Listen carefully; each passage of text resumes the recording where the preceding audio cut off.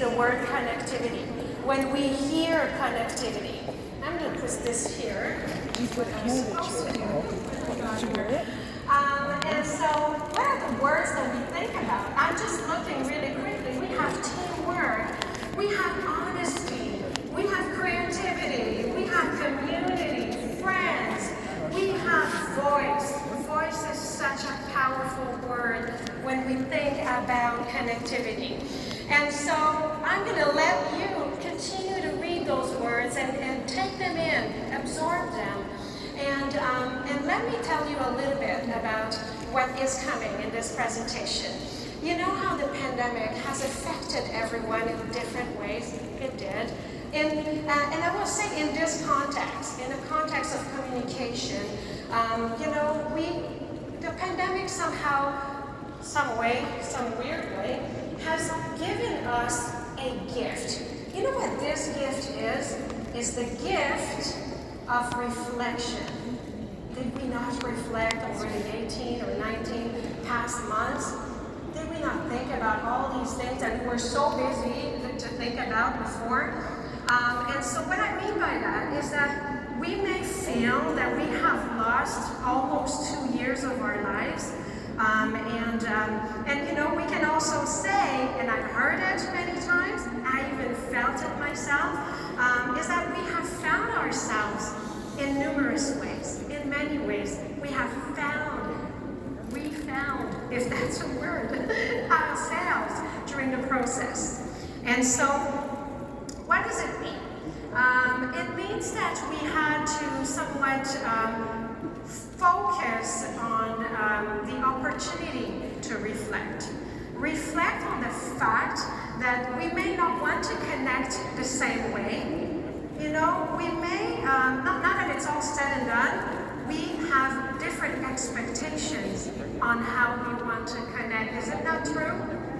And, connection has taken a new and a deeper level, a level that is way more purposeful, more intentional. We're moving to basically an intentional type of connection. Isn't that a gift?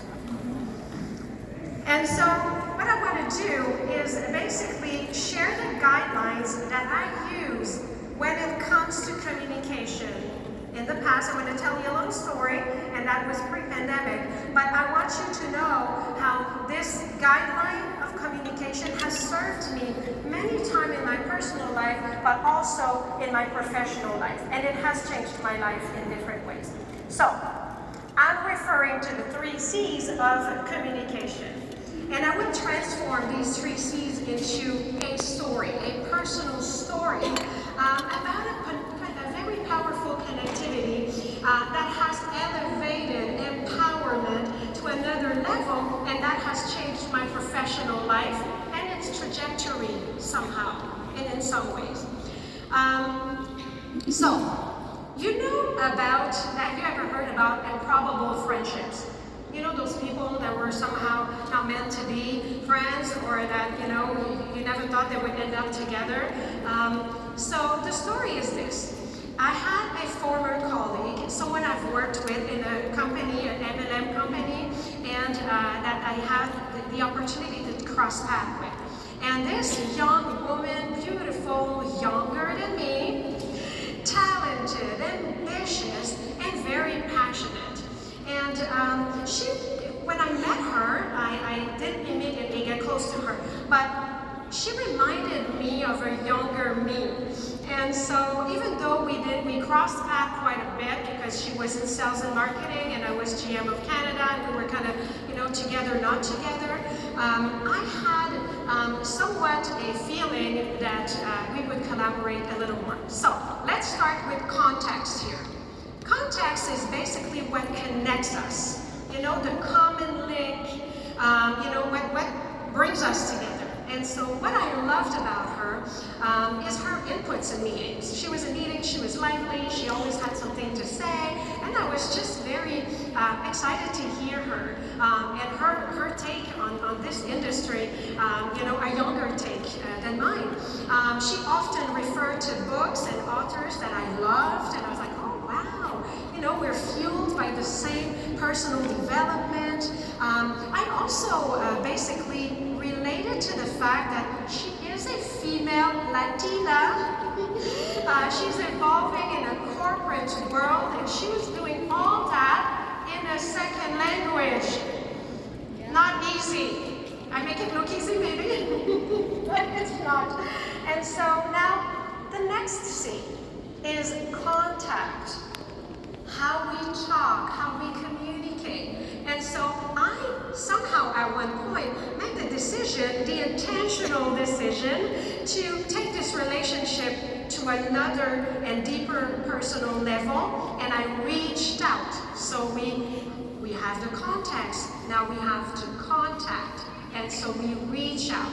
And we can reach out in various ways. And so I reached out to her and said, hey, I think that we can absolutely feel each other's cup. How can we do that? And so we started doing that. And finally, the third C is commune. I like that word because we never use it, but really commune is out of communication. And so this last one is how we bond, how we identify to each other, how we befriend, how we relate. And so I feel that we grow into this one, you know? And so we grow into it, and that is when it becomes intentional. That's when it's all about the decision that we have made to communicate, to find each other. And so this story happened 3 years ago. We both now we're in different positions, in different companies, in a different country. She lives in Houston, and but not a month goes by without our have a glass of wine Zoom. Not a week goes by where she doesn't send me those Voxer messages. For those who know what it is, they're long, and so I play them in my car on my way to work, or I play them at work when I have my coffee, and it fills me. It just makes me so happy that I'm able to have found someone I can share my ambition, my dreams, and some strategies that I run by her when I'm not too certain. And so we respect this relationship, and I cannot imagine my life, my professional life, without her in it. That's because we were intentional about being together. And so, here you have it. There you have it.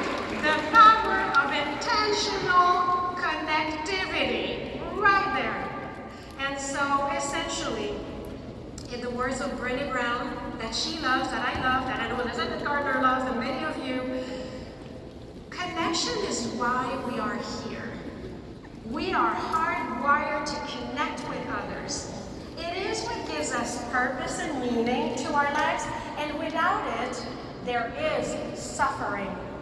And so, I hope that you enjoyed my little nuggets of connectivity, and that gave you some ideas how to connect, how to contact, how to be in the context where you can take your relationships to another level. Whether they're professional or personal, we have to be intentional. And so, at this point, we will discuss the power of connectivity and how leaders know how to connect. And I'd like to explore how the pandemic has affected or changed how we connect with each other, with women, and as leaders. And so I'd like to welcome my panelists for this wonderful panel today.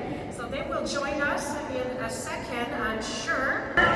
Executive Director, $100,000 millionaire, and Network Vice President, Ms. Christine Bannon. And then we also have, from the state of Missouri, Senior Director and Regional Director. No, Letitia, I'm talking about you here. Let me do this again. You are Regional Director for the states of Missouri and Kansas. And she's also a Senior Director, and she's a powerhouse. So give her a big hand of applause. And now, we had another order before, just to excuse myself for this mess. But nonetheless, we have from the state of California, Bronze Executive Director and $50,000 ring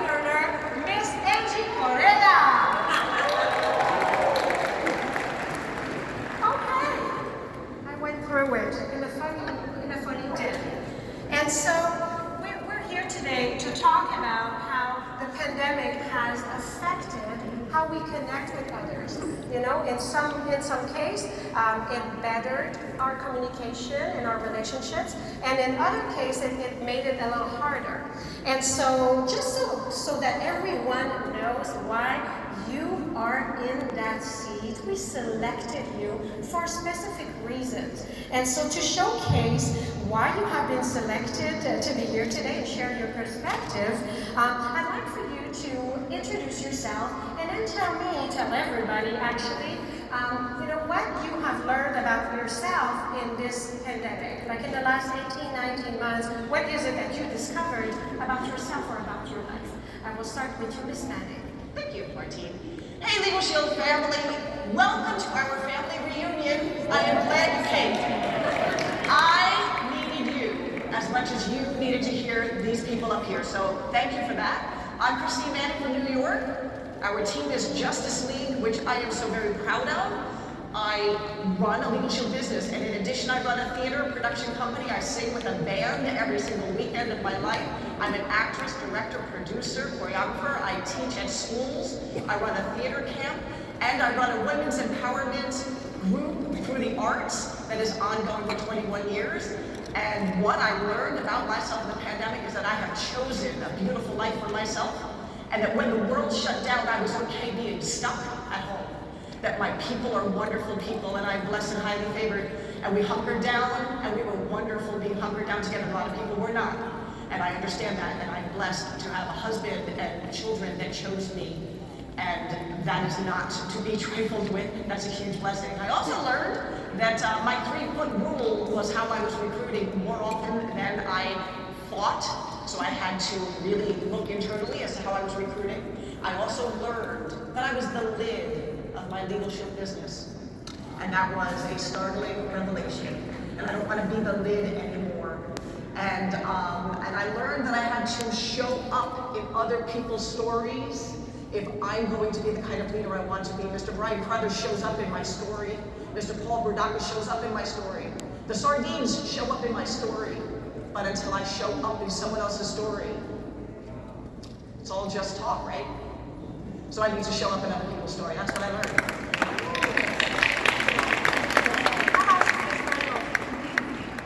My name is Letitia Randolph, and since we're saying Team Platinum, Coach Randolph, you're so amazing.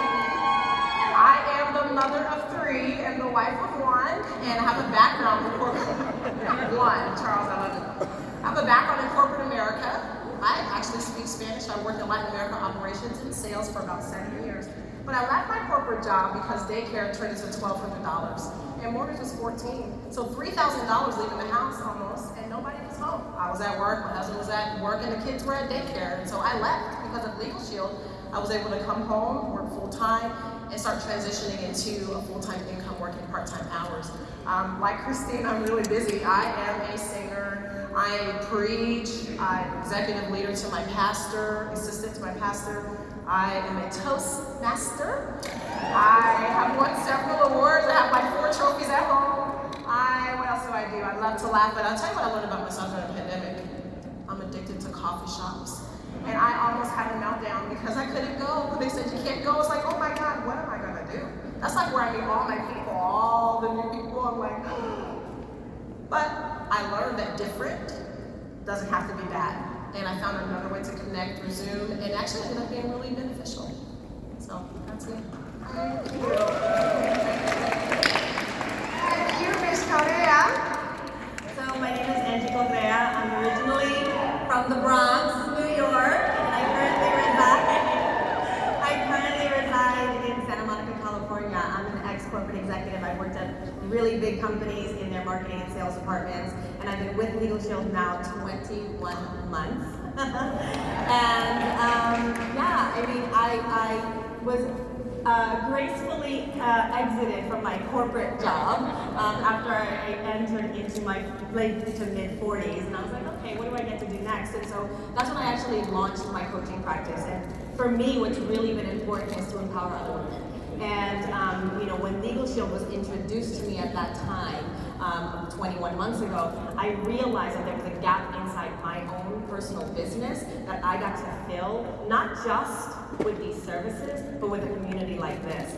You know, what I have learned through this whole entire pandemic is really that I got to be a little bit more vulnerable and a lot more compassionate. I had that really hard-hitting, go-getter, you know, corporate executive background. It was like thick skin, you're only as good as your next sale. And here it's really about building relationships, building connection, and really being a part here for a long, long time. Now we know why you are all sitting here. Now we understand, and it makes tons of sense.